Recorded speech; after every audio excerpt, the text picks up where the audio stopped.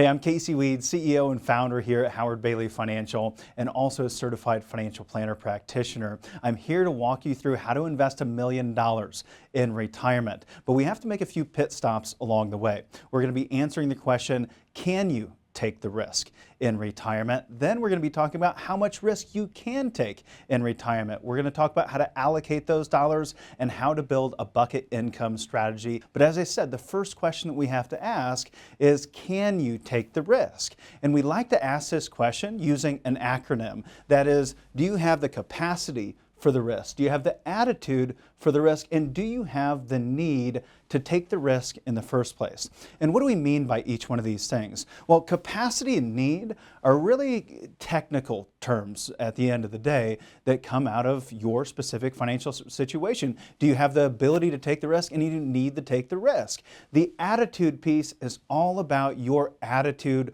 towards taking risk. When the market takes a nosedive, is it going to give you anxiety? If you're down 10, 20%, is that going to give you anxiety? Or are you going to say, hey, the market always comes back? So we have to get into some behavioral finance talks along the way, but let's talk about these individually as it pertains to some specific examples. So we take a look at someone that has $10 million in assets saved for retirement, and they want to generate $25,000 a year from that $10 million bucks. Well, we know they could bury it in the backyard and have enough to last the rest of their life, right? Even if we experience inflation, they're going to be okay. So someone in this situation where they're spending way less than they could in retirement, they have plenty of capacity to take risk in retirement, but they don't have the need to take that risk in retirement. So it really becomes about the attitude. We want to see that you have at least 2 out of 3 of these different attributes in order to start taking risk at all in retirement. Then we take a look at someone that has $250,000 saved for retirement,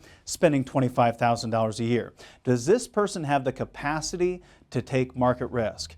Really, no. They can't afford losses in retirement, because if that 250 goes to 125, they're going to be running out of money pretty quickly in retirement. This is someone that doesn't have the capacity, but there's a dichotomy here because they have the need to take the risk. They're not going to be able to generate enough income off of fixed income instruments or guaranteed or safe instruments to generate enough income to last the rest of their life in all likelihood. So they need to take the risk. But do they have the attitude to take the risk? And someone in that situation, if you're finding yourself in that position, you're probably going to say, well, I need to make some adjustments. We're probably going to encourage you to reduce that spending need, reduce some of your expenses, or continue to work for a longer period of time. Those are going to be the most responsible things to do.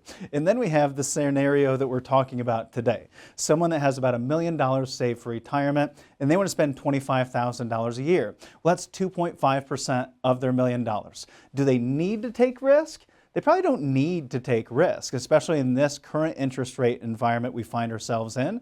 Now, if we're in a 0% interest rate environment, maybe they need to take a little bit of risk, but someone that's spending 2.5% of their nest egg probably doesn't need to take any risk. Do they have the capacity to take some risk? They absolutely have some capacity to take some risk in retirement. So again, it's coming down to the attitude, especially for this couple. What is their attitude towards risk? Now, this couple we're talking about here today, we know they have the capacity, they don't have the need, but this is a couple that said, you know what?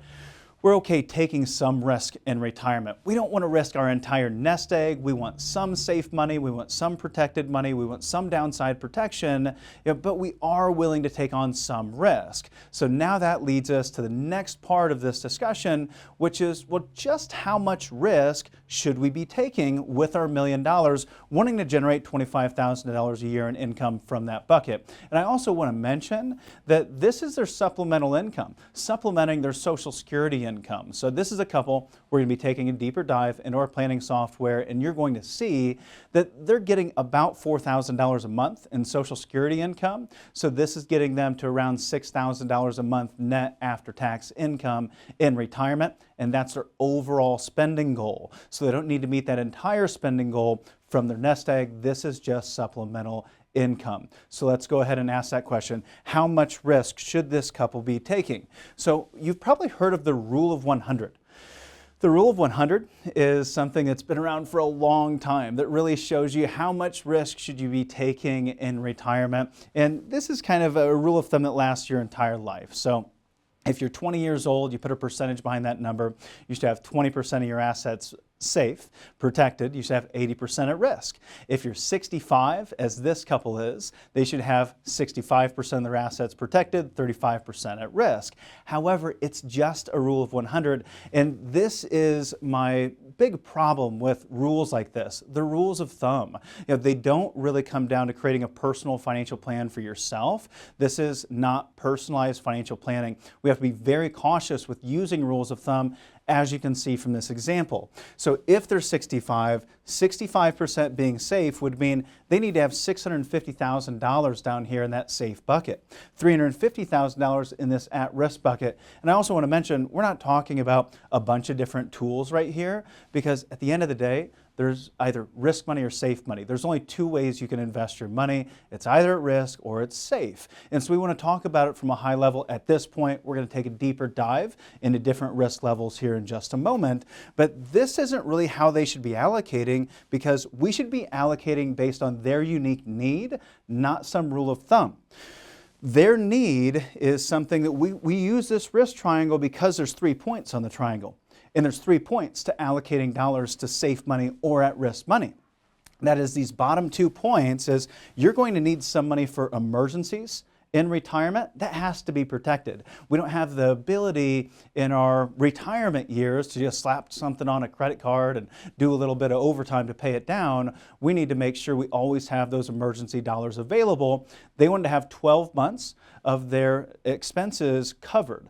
And this is what's different in retirement versus during your working years. During your working years, all of that income is variable, right? You lose your job, you lose all of your income. In retirement, they have Social Security benefits. So we're really only concerned with that income that's being generated from their investments. And we want to set aside about $25,000 for that emergency need that can be there safe and secure in some savings account or bank account. And for you, maybe that's $12,000, maybe that's $100,000. This is where we get into deeper planning discussions around your specific attitude towards risk and your money in general. Then we have this other point over here. So we talked about emergency savings, wanting that safe. And then we have another point over here, which is the dollars that we can't live without. This is our non-discretionary income need.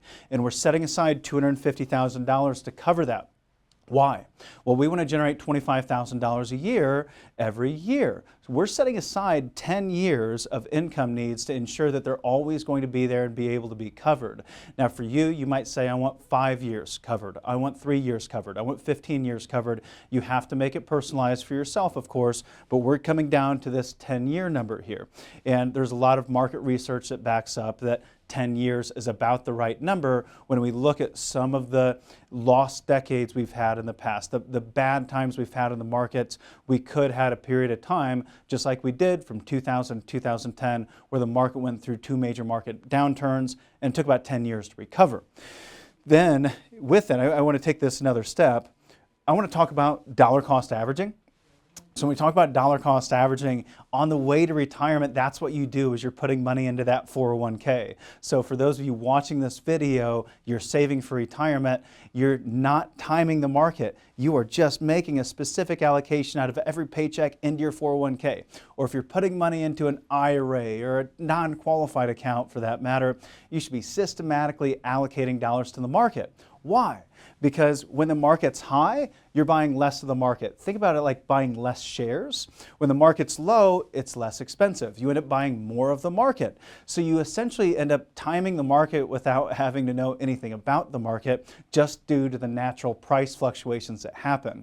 And we know that the market goes through some pretty serious price fluctuations, as we've seen through the financial crisis, through the tech bubble, etc. Now in retirement, that dollar cost averaging becomes reverse dollar cost averaging, or RDCA. Now, instead of putting money in to the market at these different intervals, you're starting to take withdrawals. And what's the number one rule of investments? You want to buy low and sell high. If you're indiscriminately taking income from a portfolio that's doing this, you're going to end up violating that number one rule of investments systematically. Now you're running the risk of running out of money in retirement. This is also known as systematic return risk. So that return risk that you could have a bad period of time as soon as you step into retirement. So you want to be careful of that, and you want to plan for that. And that's why we want some safe money set aside. They end up with about $275,000 in that safe bucket, and then everything else they can take risk with, about $725,000 allocated to that at-risk world. But let's take it a step further and start building out an allocation, start building out what I like to refer to as your fiscal house. So your fiscal house, it looks like this, and it's a great metaphor because of this. When you think of a major hurricane or a major storm or a tornado running through the Midwest, you see all of that devastating destruction, but what's remaining? The foundation is always remaining, right? And if we go through a major storm, well, if you go through a major storm, maybe you lose some ceiling tiles, maybe you lose some roofing tiles on your roof and you have to repair it, but the roof is still there. And so we want to have some foundational dollars. Our foundational dollars that we can't live without, that is $25,000 for our emergency and $250,000 allocated to our fixed income, giving us $275,000 in that foundation. Then we're starting to take some risk. So we get to that other $725,000 that we said we were going to take some risk with. We have $500,000 of that that's going into the walls.